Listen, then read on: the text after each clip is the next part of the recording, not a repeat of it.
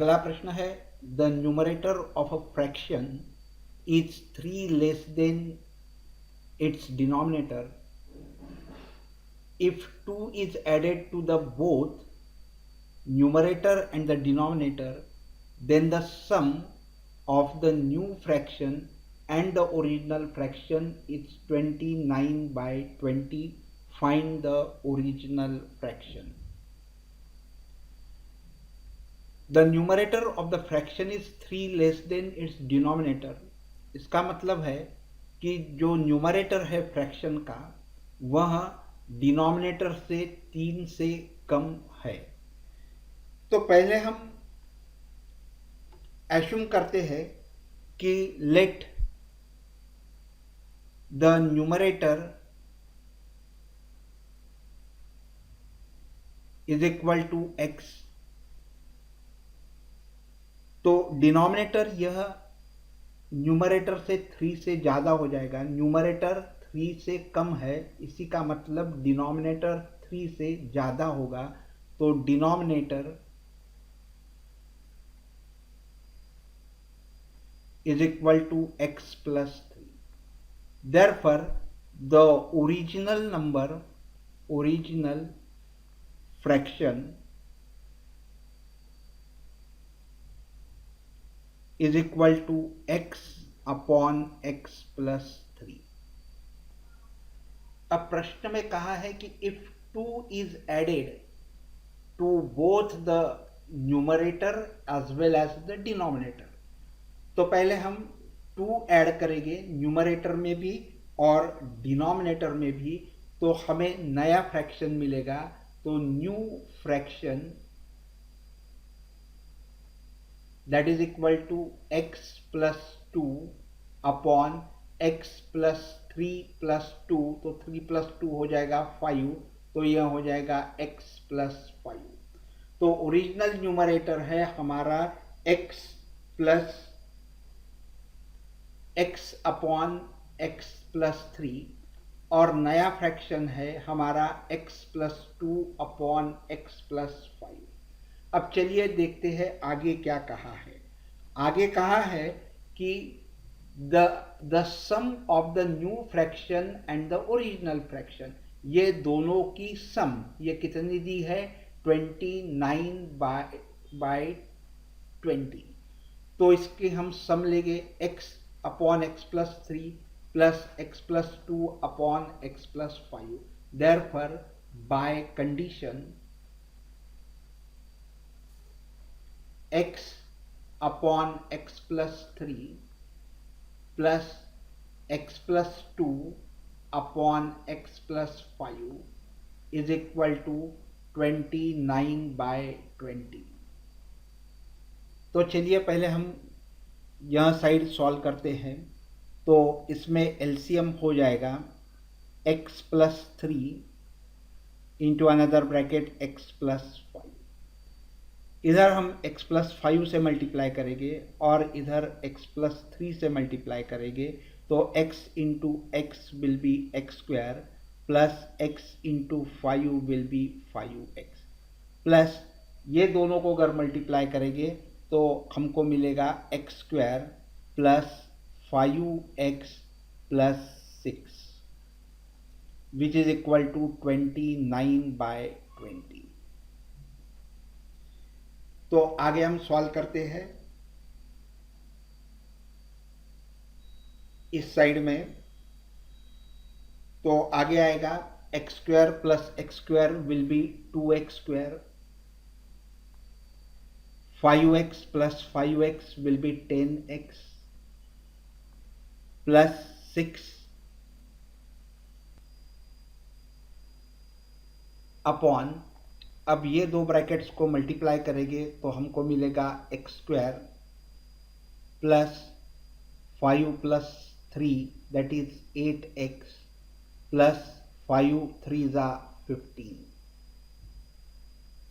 Which is equal to 29 by 20। अब cross multiply करेंगे 20 into 2 that is 40x square plus 200x plus 6 2 ज़ा 1220 विच is equal to, अब ये multiplication करेंगे 29x² plus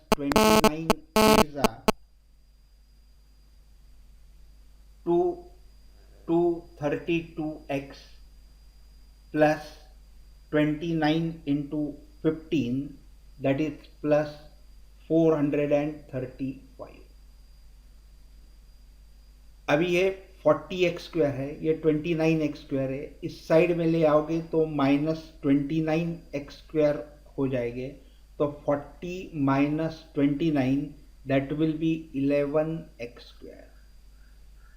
ये 200x है, ये 232x है, इस साइड में ले आओगे तो -232 हो जाएंगे, तो बचेगा -32x माइनस, अब ये 435 इस साइड में ले आओगे तो माइनस हो जाएगा 120 minus 435, that will be -315 is equal to 0.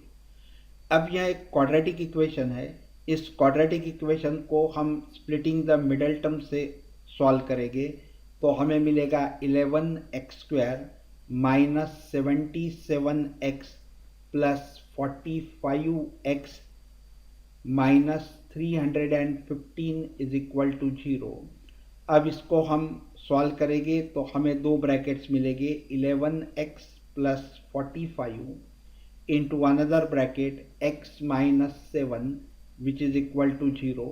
ये दोनों ब्रैकेट्स का प्रोडक्ट 0 है, तो यह ब्रैकेट 0 होना चाहिए या तो ये ब्रैकेट 0 होना चाहिए, तो 11x plus 45 is equal to 0 और x minus 7 is equal to 0. therefore x is equal to minus 45 by 11 or x is equal to 7. This is not possible, and therefore we will get x is equal to 7, and therefore numerator is equal to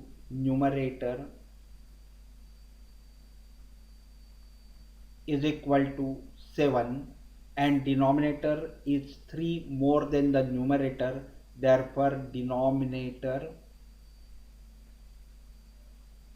is equal to 10, क्योंकि denominator यह numerator से 3 से ज़्यादा है, therefore required fraction is equal to 7/10. तो हमें required fraction जो मिला है वो मिला है 7/10.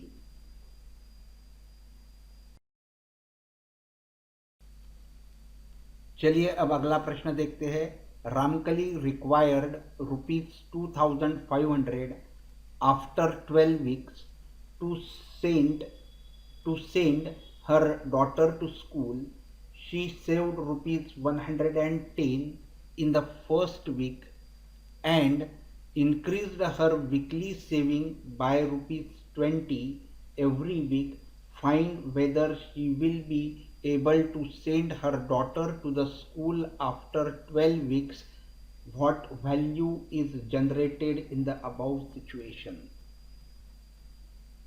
रामकली को 2,500 रुपये की ज़रूरत थी 12 हफ्ते बाद, क्योंकि उसे उसकी लड़की को स्कूल भेजना था और उसे स्कूल की फीस 2,500 रुपये भरनी थी. इसलिए उसने हर हफ्ते 100 रुपये जमा करना शुरू कर दिया. तो पहले हफ्ते उसने 100 रुपये जमा किए और हर हफ्ते 20 रुपये बढ़ाते गई. इसका मतलब पहले हफ्ते 100 रुपये, दूसरे हफ्ते 120 रुपये, तीसरे हफ्ते में 140 रुपये, पाँचवें हफ्ते में 160 रुपये, ऐसे जमा करती रही. ऐसा उसने 12 हफ्ते तक किया और आपको यह बताना है कि क्या वह उस बच्चे को स्कूल भेज पाई या ना भेज पाई. वो अगर 2,500 रुपये या उससे ज़्यादा जमा करती होगी तो ही वह बच्ची को स्कूल भेज पाएगी या नहीं भेज पाएगी.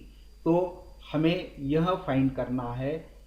इसका मतलब 12 हफ्ते में उसने टोटल कितने रुपए जमा किए वह हमें फाइंड करना है. और दूसरी बात, उसकी कौन सी वैल्यू हमें दिख पड़ी।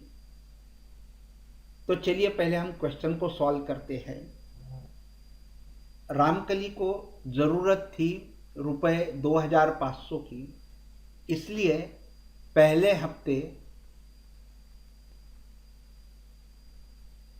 उसने जमा किए ₹100 और हर हफ्ते वो 20 रुपये ज़्यादा जमा करने लगी। तो इसलिए सेकेंड वीक में 120, तीसरे वीक में 140। तो पहले वीक में 100 रुपीज़ जमा किए, तो इसका मतलब फर्स्ट टर्म विल बी 100 और 20-20 रुपये हर हफ्ते बढ़ाते गई, तो कॉमन डिफरेंस विल बी 20 और ऐसा वह 12 हफ्ते तक करते रही, तो n will be equal to 12 और यह पूरी अमाउंट 12 हफ्ते में कितनी हो गई यह फाइंड करना है, यानी हमको सम फाइंड करना है, तो Sn फाइंड करना होगा। तो Sn का फॉर्मूला है Sn is equal to n/2 into bracket 2a plus n-1 into d close the bracket. तो Sn का मतलब यहाँ हो गया S12 which is equal to 12/2 into bracket 2a यानी 2 into 100 plus n-1 that is 12 minus 1 that is 11d. 2 1s are 2, 2 6s are 12. So S12 is equal to 6 into bracket 200 plus 11 into d. d भी हमें पता है वह है 20. So which is equal to 6 into 200 plus 11 2s are 22, 220. So it will be 6 into 420. So 6 zeros are 0, 6 2s are 12, carry on 1, 6 4s are 24 and 125. So S12 is equal to 2520. Therefore Ramkali collected 2520 rupees. So Ramkali saved rupees 2520 in 12 weeks. 12 हफ्ते में उसने 2520 रुपये जमा किए। उसे ज़रूरत थी 2500 रुपये की, इसका मतलब उसने उससे ज़्यादा पैसे जमा किए। तो tell us that whether she could send her daughter to school or not.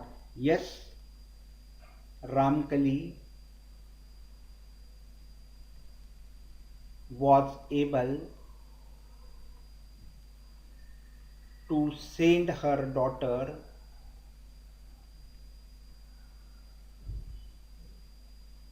to school। और आगे पूछा है कि उसमें की कौन सी वैल्यू आपको नजर आई।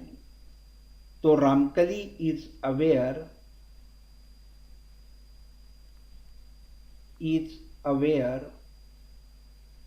of the importance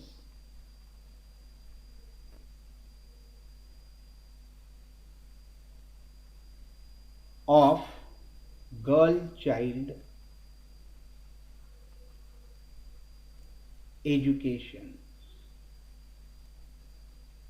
girl child के एजुकेशन का महत्व क्या है यह उससे अच्छी तरह से पता था। यही बात हमको उसकी इस एक्शन से पता चलती है, तो यह उसकी वैल्यू हमें दिख पड़ी। चलिए अब अगला प्रश्न देखते हैं। सॉल्व फॉर x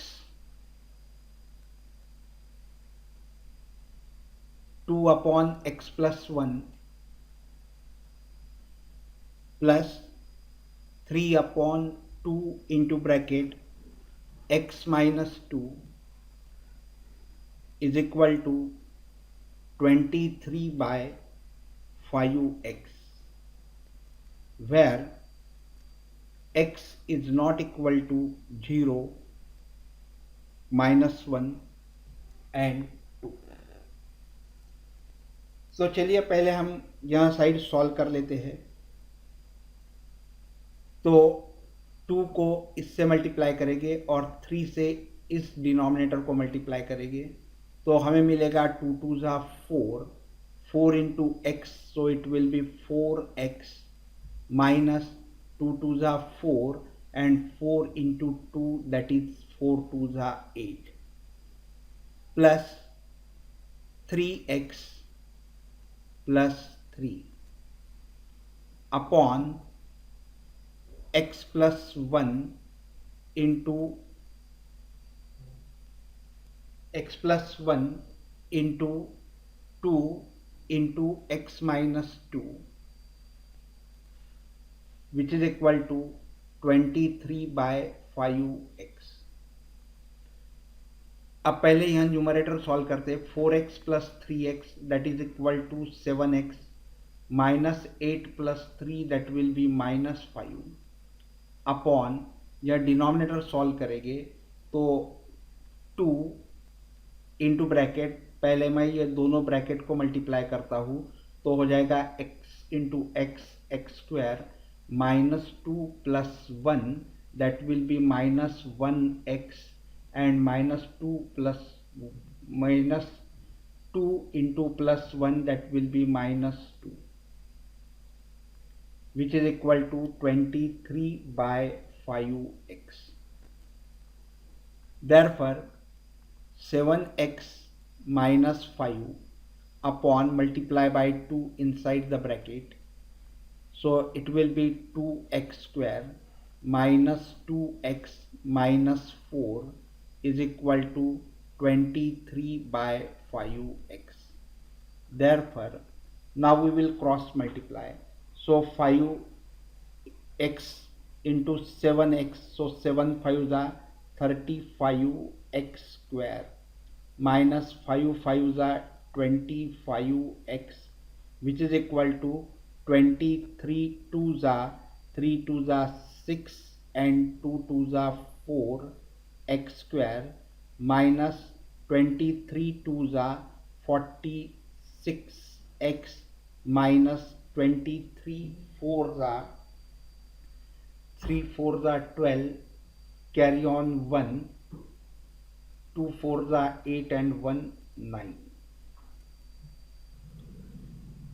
अब ये 35x स्क्वायर मैं इस साइड ले जाता हूँ तो 42x square minus 35x square that will be equal to 11x square. ये 25x इधर ले गए तो minus 46x plus 25x that will be equal to minus 21x, और ये हो जाएगा -92 which is equal to 0। Now we will solve this by splitting the middle term, तो वह हो जाएगा 11x स्क्वायर। मैं इस साइड में सॉल्व करता हूँ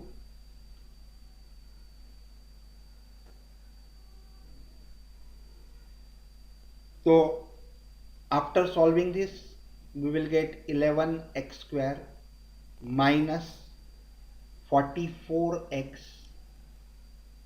plus 23x minus 92 is equal to 0। अब इसमें से कॉमन फैक्टर निकालेंगे, इन दो में से कॉमन फैक्टर निकालेंगे। इसमें से 11x कॉमन फैक्टर निकलता है तो ब्रैकेट में रहेगा x माइनस 4 प्लस यहाँ से 23 कॉमन निकलता है तो ब्रैकेट में रहेगा x minus 4 is equal to 0। Again x minus 4 is a common factor, so take it out as a common factor, तो ब्रैकेट में रहेगा 11x plus 23 is equal to 0। अब यह दो ब्रैकेट का प्रोडक्ट 0 है तो एक तो ये ब्रैकेट 0 होना चाहिए या तो ये ब्रैकेट 0 होना चाहिए, 11x plus 23 is equal to 0, तो x इज इक्वल टू 4 हो जाएगा और यहाँ x is equal to minus 23/11 हो जाएगा। तो हमें यहाँ x की वैल्यू मिलती है x इज इक्वल टू 4 और x is equal to minus 23/11। तो x की वैल्यू हमें पता हो गई है और वह है x इज इक्वल टू 4 और x is equal to minus 23/11। So highlight the important steps always. अपनी उत्तर पत्रिका हरदम एग्जामिनर फ्रेंडली होना चाहिए। जो इम्पॉर्टेंट स्टेप्स होते हैं उसे हरदम हाईलाइट करने की आदत डाली है तो एग्जामिनर्स को चेक करने में बहुत आसानी होती है। अगला प्रश्न है, prove that the tangent at any point of a circle is perpendicular to the radius through the point of contact. एक सर्कल है और उसकी L यह टेंजेंट है, तो हमें यह बताना है कि यह टेंजेंट और radius eight the point of contact हरदम परपेंडिकुलर होती है, यानी यह एंगल 90 डिग्री का होता है। तो सर्वप्रथम हम इस टेंजेंट पे एक पॉइंट लेते हैं और उस पॉइंट को O से ज्वाइन करते हैं। समझिए O यह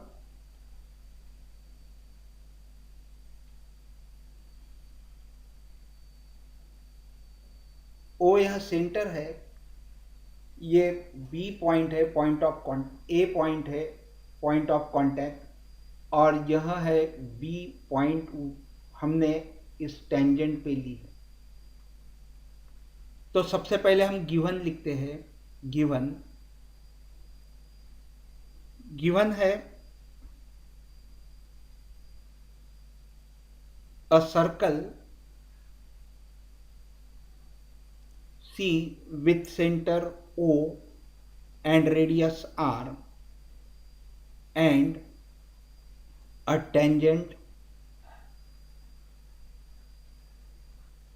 L, यह L टेंजेंट है at point A।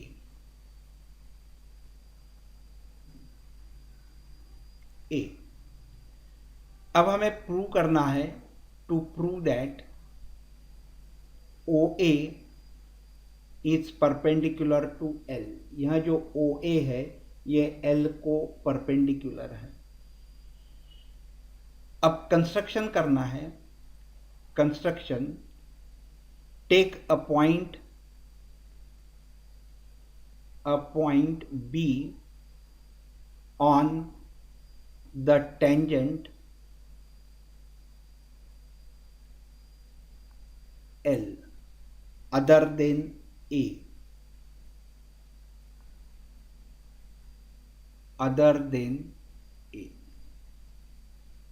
join OA and OB। यह OA और OB हम ज्वाइन करेंगे और यह OB सर्कल को C पॉइंट में मीट होती है। तो मीट्स द सर्कल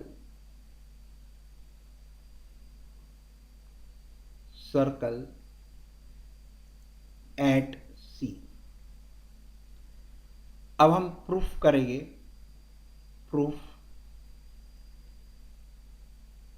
अभी हमें पता है कि किसी भी पॉइंट से अगर किसी लाइन सेगमेंट पे लाइंस ड्रॉ की तो जो शॉर्टेस्ट लाइन सेगमेंट होती है वह परपेंडिकुलर होती है उस लाइन सेगमेंट को।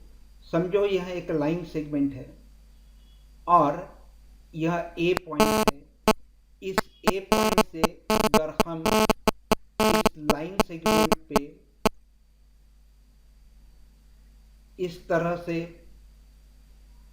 लाइन सेगमेंट ड्रॉ कर रहे हैं तो जो शॉर्टेस्ट होगी इन सभी में वह शॉर्टेस्ट हरदम उस लाइन सेगमेंट को परपेंडिकुलर होगी। बस उसी का उपयोग हमें यहाँ करना है। तो हमें पता है कि OA is equal to OC, ये OA और OC दोनों इक्वल हो जाएंगे because both are radii of a circle, दोनों भी सर्कल के रेडियस है। अब OB is equal to, now OB is equal to OC plus CB, OC plus CB, लेकिन OB और OC इक्वल है और इस OC में यह CB ऐड की है, तो इसी का मतलब OB यह OC से बड़ी है, तो OB is greater than OC, और OC और OA इक्वल है, इसी का मतलब OB यह OA से भी बड़ी है। तो इसी का मतलब हम कह सकते हैं कि OA यह OB से छोटी है, OA यह OB से छोटी है। इसी तरह से अगर हमने दूसरा पॉइंट लिया, तीसरा पॉइंट लिया, चौथा पॉइंट लिया, इस साइड में भी पॉइंट्स लिए, तो वो सारे के सारे OA से बड़े हो जाएंगे, यानी OA इन सब लाइन सेगमेंट में छोटी होगी। Therefore we can say that OA is shorter than any other line segment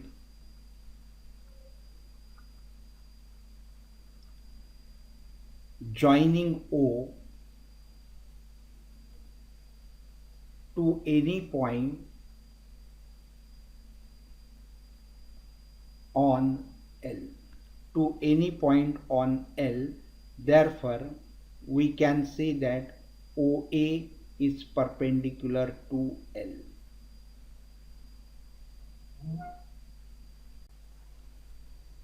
चलिए अगला प्रश्न देखते हैं। In the figure tangents PQ and PR are drawn from the external point P to a circle with center O such that angle RPQ is equal to 30 degree. A chord RS is drawn parallel to the tangent PQ. Find the angle RQS.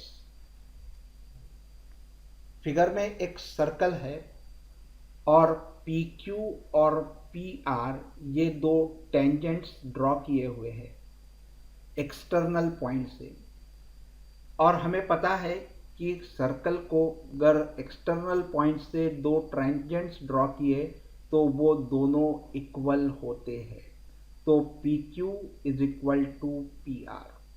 यह information indirectly हमें दी गई है।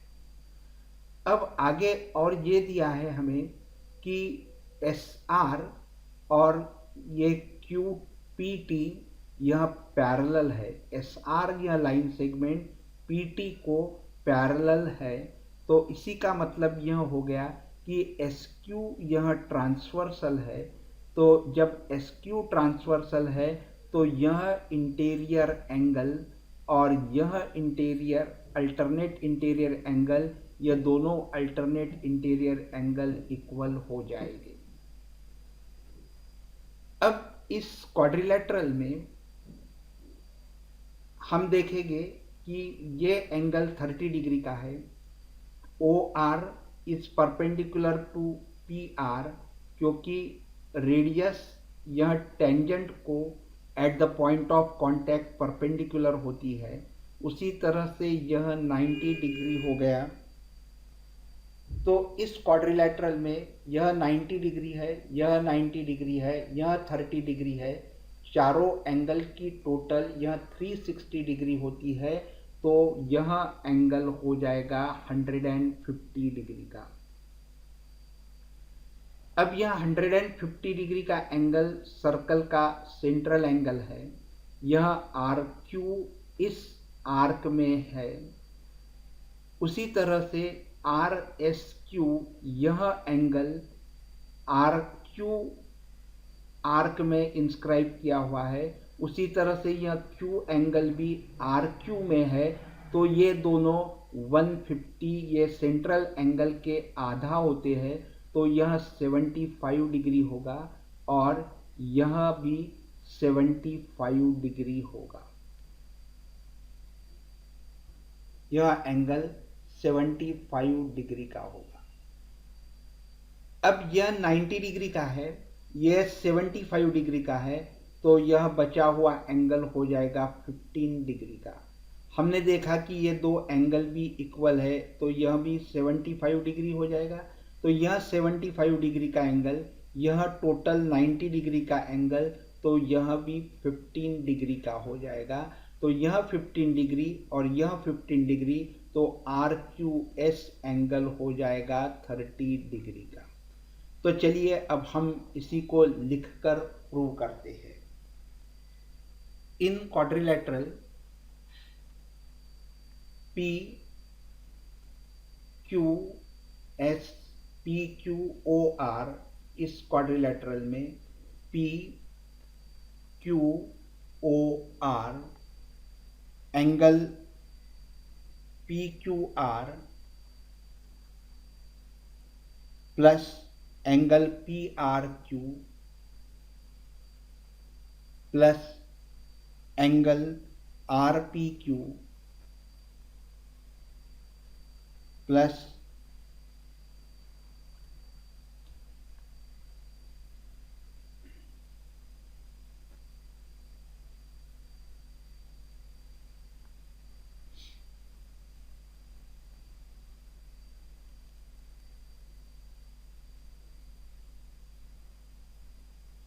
Angle Q P R plus angle P R O plus angle P Q O plus angle Q O R is equal to 360 degree angle sum property of quadrilateral. तो angle Q P R है 30 degree plus angle P R Q है P R O है 90 degree plus angle P Q O है 90 degree plus angle Q O R हमें पता नहीं है, which is equal to 360 degree. तो ये टोटल हो जाएगी 90 and 90 180, so this will be 210 plus angle QOR is equal to 360 degree. Therefore angle QOR is equal to 360 minus 210, that will be 150 degree. तो angle Q O are हो गया 150 degrees का। तो यह एंगल 150 डिग्री का है। अब हमें पता है कि plus angle R S Q is equal to angle R Q T is equal to half of angle ROQ। इसका रीजन हो जाएगा angles inscribed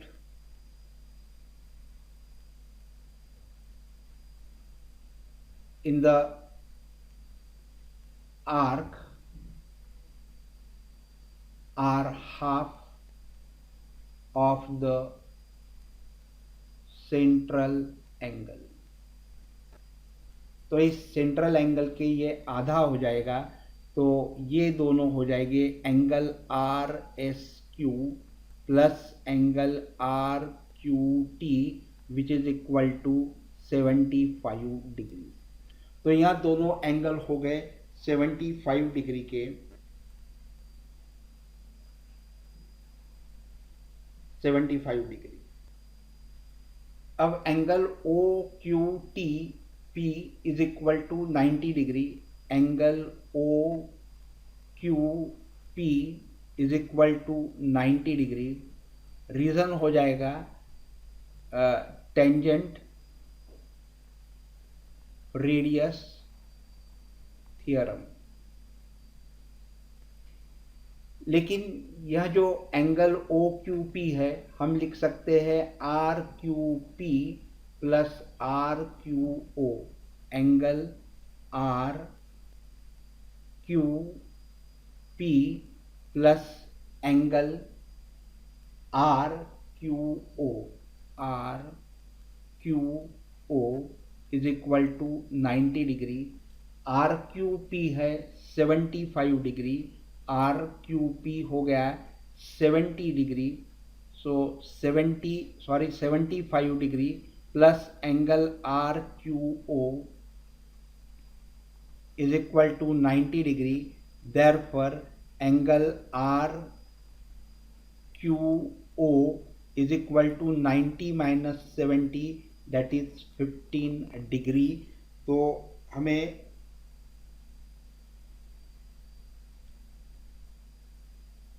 RQO is equal to 15 degree मिल गया। यह एंगल 15 डिग्री का हो गया। Let this be the equation number 1।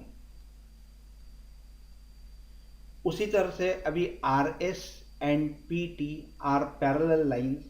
Are S and P T are parallel lines.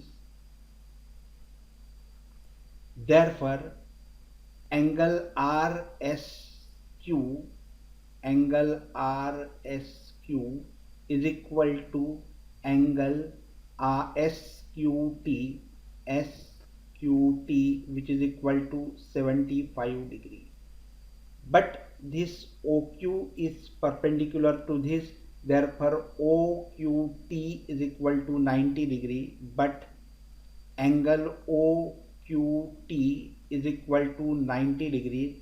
OQT can be written as OQS, angle OQS plus angle SQT.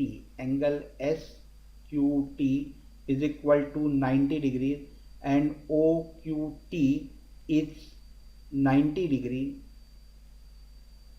But angle SQT, this is 75 degree, so it will be angle OQS will be equal to 90 minus 75, that is 15 degree. तो यह भी हमें angle मिल जाएगा 15 degree का। Let this be equation number 2। अब ये दोनों angle मिला के हो जाएगा हमारा आर क्यू एस। अभी मैं यह सॉल्व करता हूं इस साइड में। Therefore angle R Q S is equal to 15 degree plus 15 degree, that is equal to 30 degree. Therefore the required angle is 30 degree. अगला प्रश्न है construct a triangle ABC with BC is equal to 7 centimeter, angle B is equal to 60 degrees, and construct another triangle whose sides are 3/4 times of the corresponding sides of the triangle. दोस्तों construction किस तरह से करना है यह हमने हमारे main course में बहुत अच्छी से समझाया है। बस उसी का उपयोग कीजिए और देख लीजिए कि कंस्ट्रक्शन सिमिलर ट्राइंगल कैसे ड्रॉ करते हैं और उसका उपयोग करते हुए उसी तरह से इस प्रश्न को भी हल कीजिए। अब अगला प्रश्न है, from A point P on the ground the angle of elevation of the top of the tower is 30 degrees and that of the top of the flagstaff fixed on the top of the tower is 60 degrees. Top of the flagstaff is 60 degree. If the length of the flagstaff is 5 meter, find the height of the tower. From a point P on the ground, the angle of elevation of the top of the tower, एक tower है RQ और इस RQ tower के ऊपर एक Flagstaff लगाया हुआ है। इस फ्लैगस्टाफ की हाइट दी है 5 मीटर और एक पॉइंट ग्राउंड पे है जिस पॉइंट से कोई टॉप ऑफ द टॉवर देख रहा है उस समय एंगल ऑफ इलेवेशन बनता है 30 डिग्री और उसी पॉइंट P से टॉप ऑफ द फ्लैगस्टाफ की तरफ कोई देख रहा है तब एंगल ऑफ इलेवेशन बनता है 60 डिग्री। तो हमें height of the tower find करना है या हाइट फाइंड करना है। तो पहले हम एज्यूम करते हैं कि let the height of the tower be h। So let the height of the tower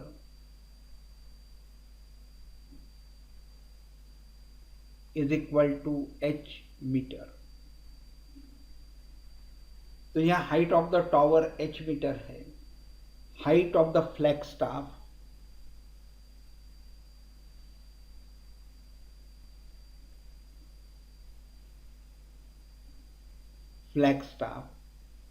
is equal to 5 metre. अब हमें इसमें दो राइट ट्रायंगल मिलते हैं, एक PRQ और दूसरा PSQ। इन दोनों ट्रायंगल का उपयोग करके हम height of the tower find करेंगे। तो पहले एज्यूम करते हैं कि distance between the point P and the foot of the tower is x। Also let the distance between point P and foot of the tower is equal to x metre. तो मैं पहले ये PRQ triangle लेता हूं। In triangle PRQ tan 30 is equal to opposite upon adjacent, so tan 30 is equal to h upon x। opposite is h and adjacent is x। tan 30 is 1 upon root 3 which is equal to h upon x, so x is equal to h root 3। तो x की वैल्यू हो गई h root 3। तो x is equal to h root 3। Always highlight the important things ताकि हमारा paper examiner friendly होता है, तो एग्जामिनर्स को चेक करने के लिए आसानी होती है। तो x is equal to h root 3। Let this is the first equation. अब हम दूसरा ट्राइंगल लेते हैं PQS, बड़ा वाला ट्राइंगल। उसमें होगा tan 60 is equal to opposite upon adjacent. तो in triangle PSQ tan 60 is equal to opposite, that is h plus 5 upon x। tan 60 की वैल्यू होती है √3, तो √3 is equal to h plus 5 upon x। यह आगे solve करते हैं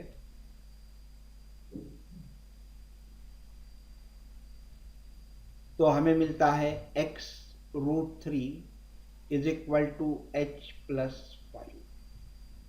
now x की वैल्यू हमें मिली है h रूट 3, तो यहां पुट कर देंगे फ्रॉम 1, x की वैल्यू पुट करेंगे h रूट 3, तो h root 3 into root 3 is equal to h plus 5। तो root 3 into root 3 will be 3, so it is 3h is equal to h plus 5। यह h इस side में ले आओगे तो माइनस h हो जाएगा, 3h minus h will be 2h which is equal to 5, और therefore h is equal to 5 by 2। therefore h is equal to 2.5 metre. तो h की वैल्यू हो गई 2.5 metre. therefore the required height of tower which is equal to 2.5 metre. तो required height हमारी हो गई 2.5 मीटर। अगला प्रश्न है, अ box contains 20 cards numbered from 1 to 20. A card is drawn at random from the box. Find the probability that the number on the drawn card is divisible by 2 or 3, and second, a prime number। 20 cards है और 20 cards पे numbers 1 2 3 4 up to 20 लिखे हुए हैं, और उस box में से हमने एक कार्ड निकाला। तो हमें यह फाइंड करना है कि वह कार्ड डिविजिबल बाय 2 और 3 होगा, तो उसकी प्रोबेबिलिटी क्या होगी और प्राइम नंबर होने की प्रोबेबिलिटी क्या होगी। यह दो प्रश्न हमें हल करना है। Total number of cards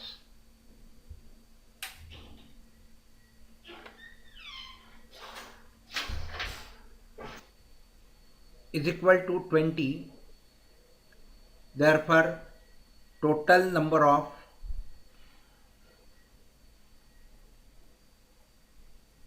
possible events or possible outcomes, that is equal to 20। now the numbers divisible by 2 or 3, numbers divisible by 2 or 3, that is equal to 2, 3, 4, 6, 8, 9, 10, 12, 14, 15, then 16, 18 and 20। These are the numbers which are divisible by either 2 or 3। यह numbers सारे numbers 2 से या 3 से divide होते हैं, और इसलिए ये सारे नंबर्स हमें फेवरेबल है। तो number of favourable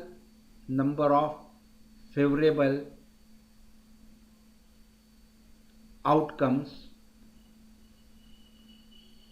that is equal to 1 2 3 4 5 6 7 8 9 10 11 12 and 13। therefore the favorable outcomes are 13। therefore probability of getting numbers divisible by 2 or 3, that will be equal to number of favorable outcomes upon total number of outcomes। total number of outcomes, so which is equal to favorable number of outcomes and total number of possible outcomes are 20 and favorable outcomes are 13, and therefore it will be 13/20. Therefore, required probability is equal to 13/20.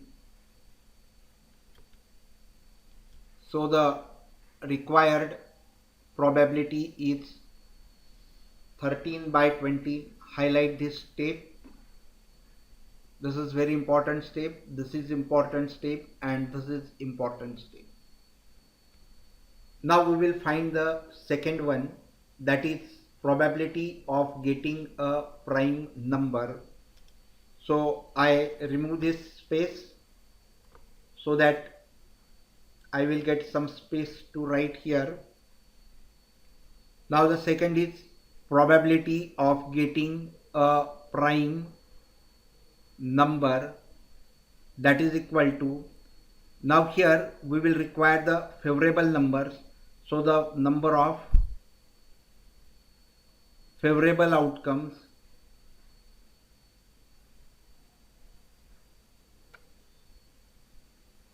that is equal to 2, 3, 5, 7, 11, 13, 17 and 19. These are the prime numbers and these are favorable. Therefore, number of favorable outcomes will be equal to 1, 2, 3, 4, 5, 6, 7 and 8. And therefore, probability of getting a prime number, that is equal to number of favorable outcome divided by number of total outcome. So which is equal to, here the total outcome 20 and favorable outcome 8, so it will be 8/20. So 2 4s are 8, 2 10s are 20, 2 2s are 4, 2 5s are 10, so which is equal to 2/5. Therefore, the required probability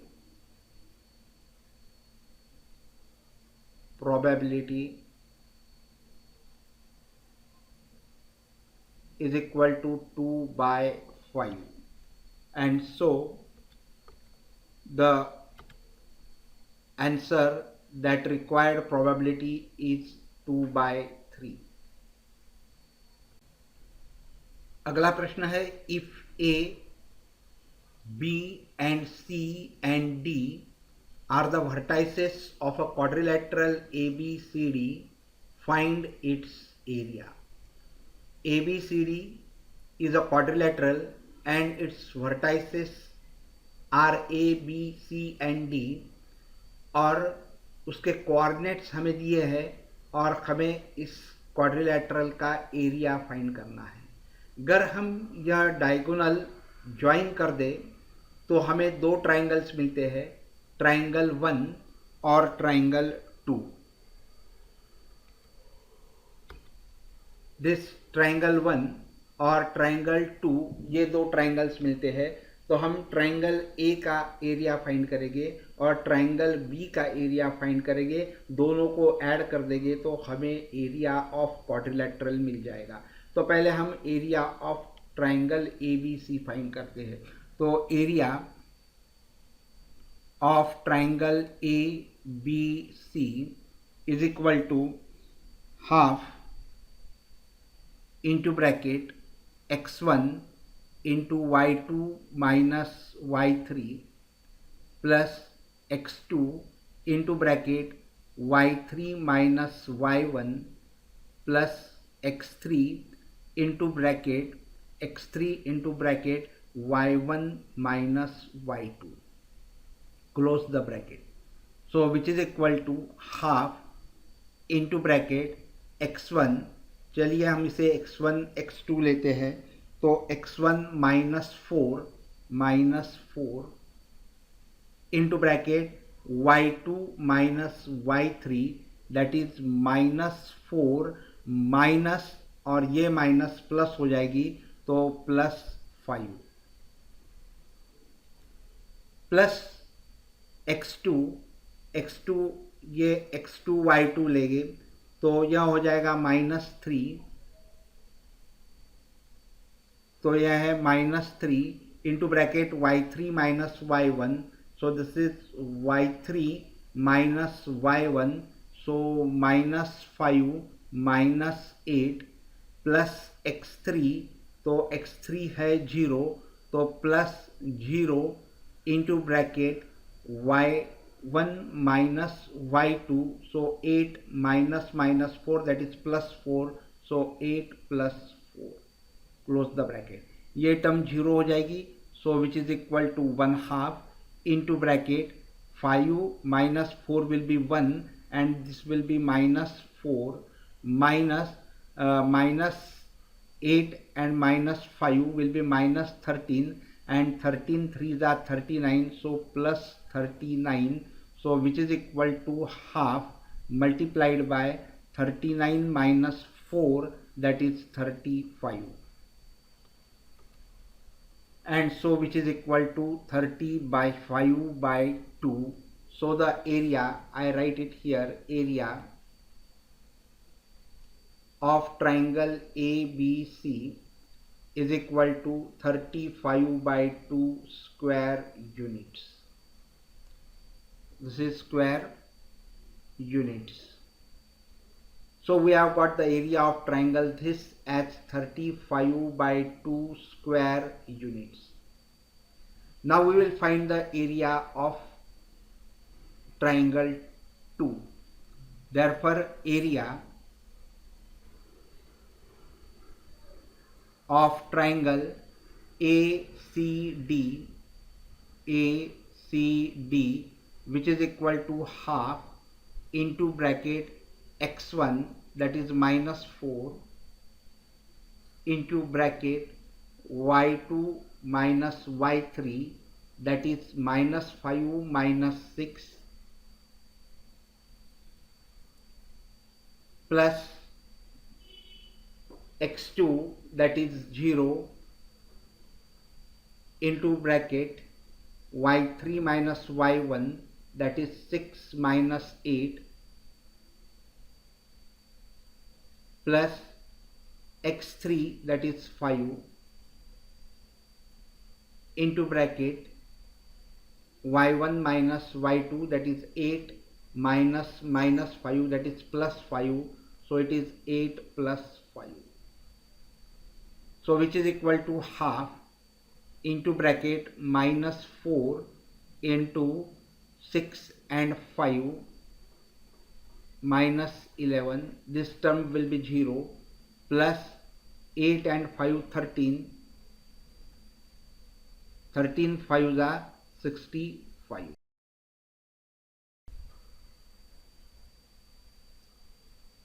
which is equal to half into bracket 11 4s are 44 minus will be plus 44 plus 65 so which is equal to half of 60 40 100 by 9 109 so it will be equal to 109 by 2 square units.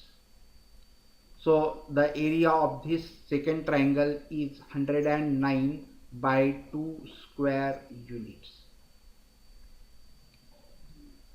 And so the area of quadrilateral ABCD, area of quadrilateral ABCD that will be equal to 35 by 2 plus 109 by 2 so which is equal to 130 plus 14 so 144 upon 2 so 2 1s are 2 2 7s are 14 2 2s are 4 so it will be 72 square units. Therefore the area of quadrilateral ABCD is 72 square units. So this area is 72 square units. अगला प्रश्न है, a well of diameter 4 meter is dug 14 meter deep. The earth taken out is spread evenly all around the well to form a 40 centimeter high embankment. Find the width of the embankment. अब हमें diameter of well दी है 4 metre, तो radius हो जाएगी 2 metre. Depth of the well दी है 14 metre, तो यह जो डेप्थ है यानी हाइट ऑफ द वेल ये दी है 14 मीटर, और यह जो हाइट है एम्बैंकमेंट की, यह एम्बैंकमेंट की हाइट दी है 40 सेंटीमीटर. इसका मतलब 0.4 metre. Suppose this height we denote by h1, this height we denote by h2, radius है वेल का r1, और अगर विड्थ है हम विड्थ को एस्यूम करेंगे, वो समझ लो x है, तो विड्थ x हो गई, तो रेडियस हो जाएगी 2 प्लस x और रेडियस ऑफ वेल इज 2. तो पहले दी हुई बातें हम लिखते हैं कि diameter of well is equal to D is equal to 4 metre. Therefore radius is equal to r1 is equal to 2 metre. Height of the well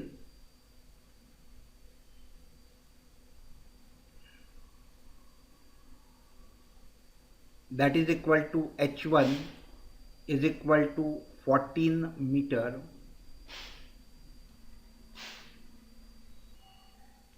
Let width of embankment which is equal to x meter. Therefore radius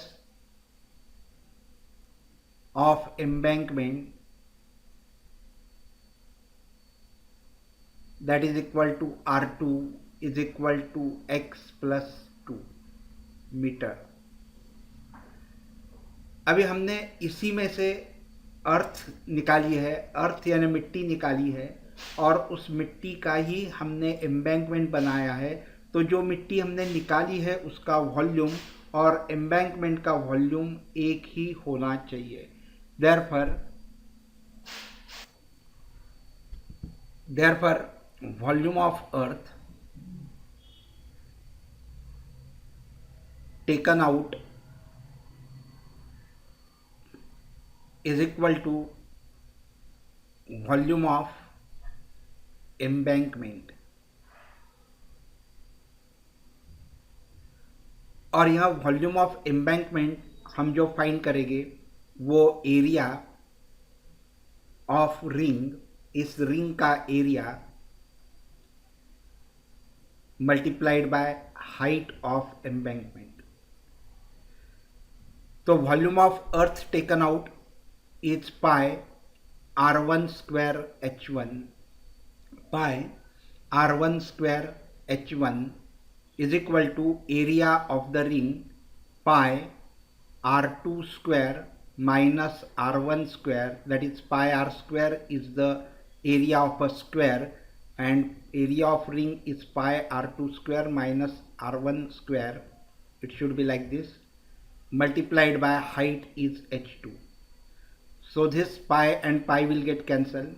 r1 square 2 square, so that is 4 into h1, h1 is 14 into 14, which is equal to r2 square, r2 that is x plus 2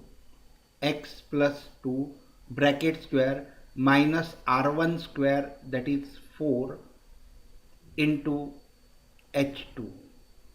H2 है 0.4 metre. 4 4 दा 16, 4 1 दा 4 and 1 5, 56 is equal to, पहले ये bracket solve करेंगे तो x square plus 4 plus 4x minus 4 into 0.4, ये 4 और 4 cancel हो जाएगा तो 56 is equal to x square plus 4x into 0.4। तो हमें इक्वेशन मिला था 56 is equal to x square plus 4x into 0.4। तो 0.4 हो गया 4/10, तो इस साइड में हम ले जाएंगे तो वो होगा 56 into 10/4 which is equal to x square plus 4x। अभी ये हम सॉल्व करेंगे, 4 1 ज़ा 4, 4 4 ज़ा 16, so it will be 140 is equal to x square plus 4x. Therefore this we will get as x square plus 4x minus 140 is equal to 0, which is equal to x plus 14 into x minus 10, which is equal to 0. Therefore x is equal to minus 14 or x is equal to 10. So x is the width. Width cannot be negative, so this will be rejected, or x is equal to 10, यह हो जाएगी width of the embankment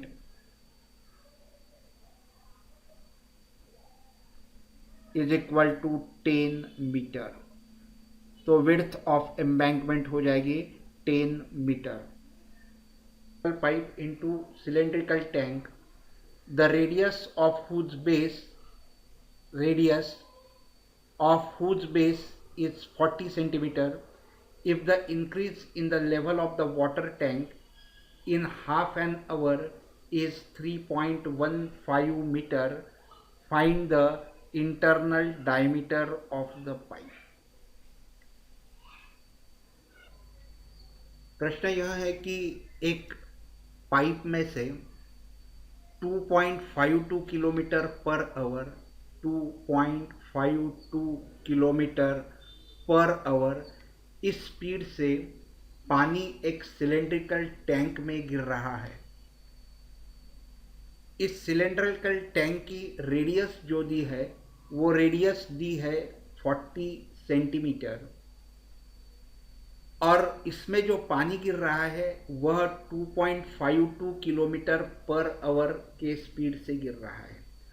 2.52 kilometre per hour speed से गिरना, इसका मतलब यह है कि 2.52 किलोमीटर लंबे पाइप में जितना पानी बस रहता है उतना पानी 1 घंटे में इस टैंक में गिरता है।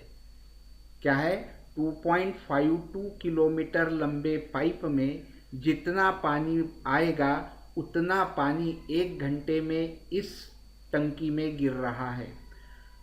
अब आगे ये दिया है कि the increase in the level of water, आधे घंटे में इसमें जो भी पानी गिर चुका आधे घंटे में, तो उसमें इस टैंक की हाइट 3.15 मीटर यहाँ तक के पानी भर गया। टैंक के हाइट में 3.15 मीटर के हाइट तक यह पानी भर गया। तो हमें फाइंड करना है इसका डायमीटर कितना होगा। तो पहले हम एस्यूम करेंगे let the diameter of a pipe which is equal to d meter, which is equal to d centimeter. Radius of base of tank is equal to 40 centimeter. height of water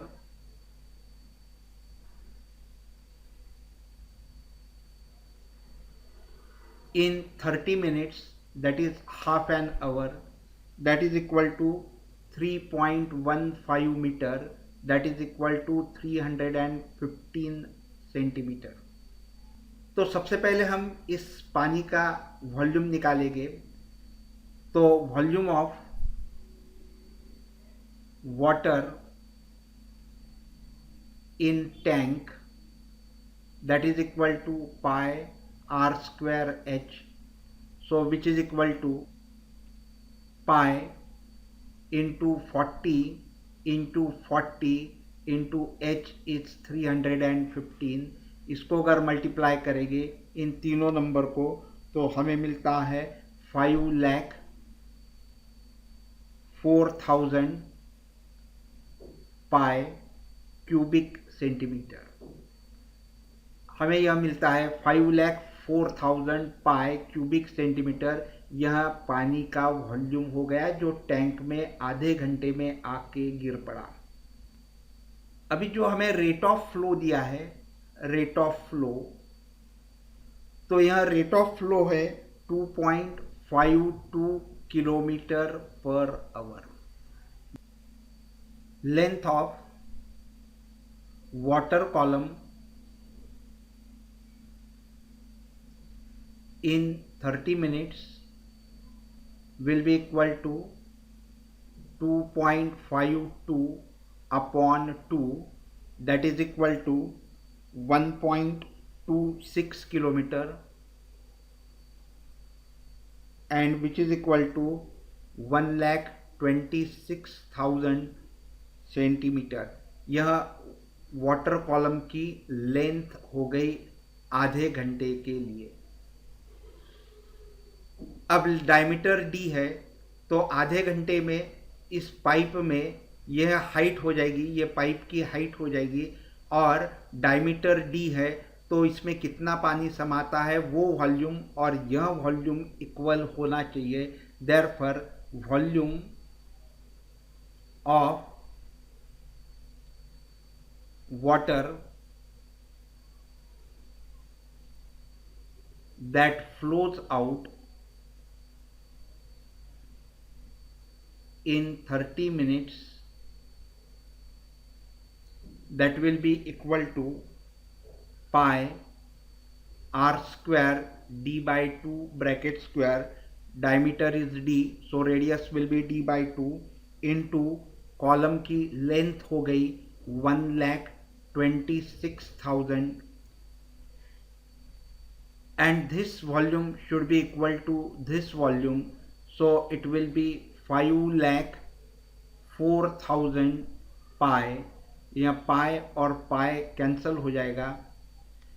ये 1,26,000 इस side में ले जाएंगे तो इससे divide हो जाएगा, ये 3 जीरो कैंसल हो गए, और 504 को 126 से डिवाइड करोगे तो बचेगा 4 is equal to d by 2 bracket square.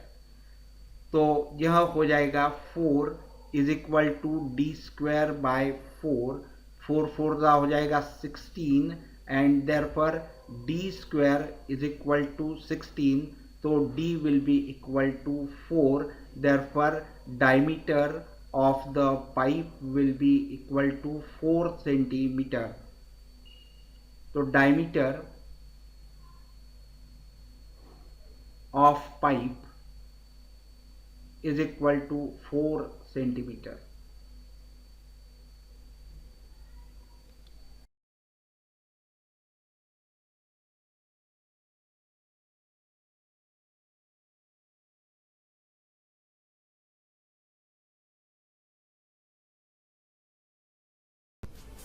Friends, you might have enjoyed this video.